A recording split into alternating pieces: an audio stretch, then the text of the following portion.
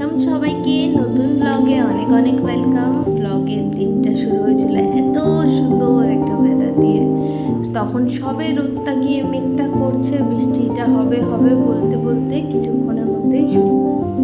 ঘরে বসে বৃষ্টির মনোরম দৃশ্য দেখতে দেখতে জলটা খাচ্ছিলাম আর ভাবছিলাম কাশ আজকে সেই স্কুল জীবনটা হতো। মাকে বলতাম, মা স্কুলে আমি যাব না, আমি এখন শোবো আর টিভি দেখবো, কার্টুন দেখবো। যেটা তো আর নেই, তো কি আর করা যাবে, কাজ যেটুকুনি আছে করছি, খুব অনিচ্ছাকৃত। মুখের ভাব ভঙ্গি দেখলে বুঝতেই পারছো যে করার এক চিলটে ফোটা ইচ্ছা নেই, কিন্তু করতে হবে। 4 দিন ধরে কাজগুলোকে হবে হবে হবে করে করে পোস্টপন করতে করতে আজকে না কাচলেও হবে না, আর ওয়েদারও আমার সাথ দিল না, কিন্তু কাজটা আজকেই হবে, কারণ কালকে ফেলে রাখলে আর প্রবলেম হয়ে যাবে। রেখে দিলাম, কাঁচাগুলো দিয়ে দিলাম, ওগুলো নিজের মতন হতে থাক। বাসন ডিশ ওয়াশার যেহেতু নেই, সেটা তো নিজেকেই করতে হবে।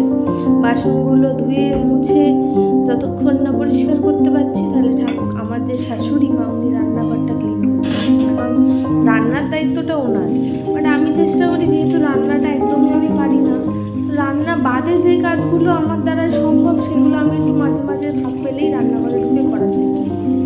রান্না জিনিসটা আমার হেভি ভয় লাগে।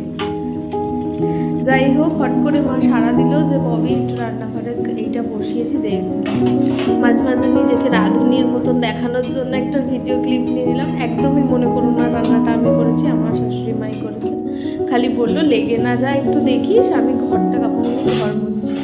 এই যে কিসে রাখবো সেটাও আমাকে জিজ্ঞেস করে রাখতে হবে, মানে আমার কোনো আইডিয়া নেই যে কোনটায় রাখে কী করে। রান্নার ব্যাপারে আমি একদমই লবড়াব না। যাই হোক, মোটামুটি ওই যে বড় ভজহরি রান্নার মতো রান্নাবান্না করে, মান্না বললাম না কারণ মান্না বলার যোগ্যতা নেই, রান্না ওই ডুপ্লিকেটটাই ঠিক আছে। যাই হোক, ওটাকে ঢেলে ঢেলে রেখে এবার বাকি বাসনপত্রগুলো মেজে নেবো।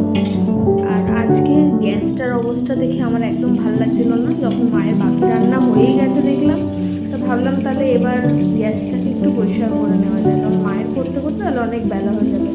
আর আমাদের যেহেতু দোকান আছে, মাই রান্নাবান্না সেরে খেয়ে দিয়ে যায় দোকানে, তাই জন্য আমি দেখলাম এখন যদি মা এইসব করে সমস্ত করে যেতে যায়, মায়ের দেরি হয়ে যাবে।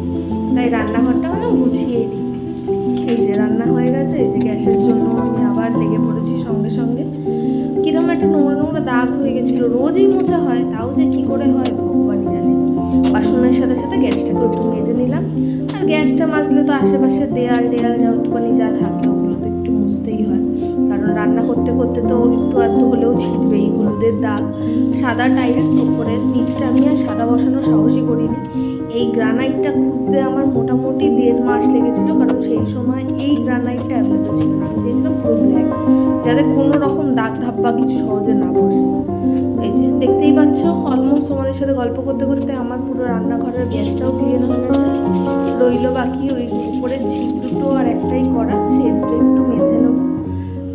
এরপর যাবো খেতে, খিদে পেয়েছে, কিন্তু তার আগে করতে হবে স্নান করে একেবারে ফ্রেশ হয়ে খাবারটা নেবো, তাহলে অনেক কাজটা এগিয়ে থাকবে। খেয়ে উঠেই তাহলে রেস্ট নিতে পারবো। আজকের মতন এখানেই শেষ করে দেবো, বেশিক্ষণ ভিডিওটাকে আর লেন্দি করবো না, কারণ আজকের ভিডিওটা একটু এমনি বড় হয়েছে। লাস্ট 2 দিন ধরে একটু ছোটো ছোটো ভিডিও ছেড়েছিলাম।